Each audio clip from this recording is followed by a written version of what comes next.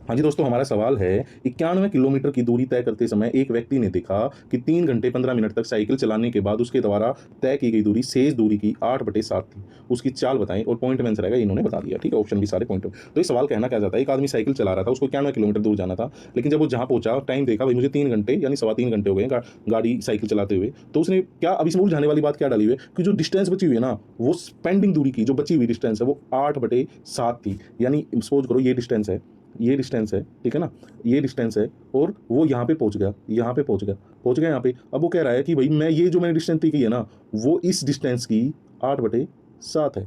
अब हमें इसमें पजल नहीं हो रहा, हमें इसमें पजल नहीं होना, सीधी सी बात है, 8 उसने तय कर ली है और 7 बची हुई है। 8 उसने तय कर ली है, 7 बची हुई है, यानी टोटल डिस्टेंस उसकी है कितनी, 15 है, कितनी 15।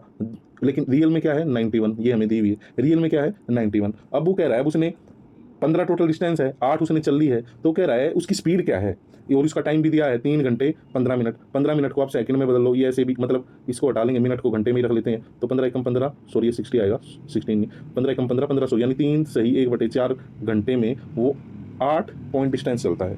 8 पॉइंट डिस्टेंस, पहले तो हमें इस 8 का पता लगाना है, ये कैसे होगा, तो इसको हम कैसे निकालेंगे, ये यहाँ से निकलेगा, ये 91 से निकलेगा, ये 15, एक की डिस्टेंस पता निकालने के हम क्या करेंगे, 91 को भाग कर देंगे 15 से, ठीक है, एक का इससे पता चल जाएगा, जो एक का आंसर आएगा उसको हम गुना कर देंगे 8 से, इससे हमें वो डिस्टेंस पता लगी जो उस साइकिल पे उसने चली है 3 घंटे 15 मिनट में। ठीक है, अब हमें स्पीड पता लगानी है, तो इस पूरी को भाग कर देंगे टाइम से, पूरे को भाग कर देंगे टाइम से। टाइम है कितना, 3 घंटे, 3 सही 1/4 घंटे, यानी 4 3 12, सही को हम बटे में बदल देंगे, 4 3 12 और 1 13, यानी कि 13/4, ये 4 ऊपर चला जाएगा, ठीक है, ये 15 नीचे आ जाएगा।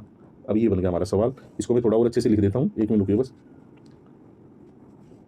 ये देखिए, ये क्या बन गया, 91 मल्टीप्लाई बाई 8 मल्टीप्लाई बाई 4 बटे में 13 गुना 15। ये कैलकुलेशन मैंने यहाँ सोल्व करके ली थी। अब 13 सत्ते 91, अब ये कोई किसी से नहीं कट रहा, 4 अट्ठे 32, 32 और 7 ही गुना करेंगे तो 7 दूनी 14, 7 दूनी 14 और 2, 3 सत्ते 21, नहीं 7 दूनी 14 और 1, ये आ गया 22, 32 की और किसी गुना की हमें, 4 अट्ठे 32 और 7 की गुना 3 सत्ते 21 और ये आ गया 22। इसको किससे भाग करना है, 15 से, तो ये 15 एकम 15, यहाँ पे लिख रहा हूँ मैं 15 एकम 15, ठीक है, और यहाँ पे कितने चले गए, यहाँ चले गए 7, तो 15 चुक 60, बचे कितने, 15 चुक 60 74, 14 बच गए, 14 एक जीरो ले लेंगे तो यहाँ पे पॉइंट आ जाएगा, और 15 निम्मा 135, तो 14.9 हमारा आंसर है। वैसे हमें 14 के बाद ही आगे पॉइंट करने की जरूरत नहीं थी, क्योंकि अगर आप ऑप्शन में देखोगे तो 4 एक ही है, मतलब 14 एक ही है, ये नहीं है यहाँ 19 है, यहाँ 19 है, यहाँ 18, तो यही हमारा आंसर हो जाता। ठीक है।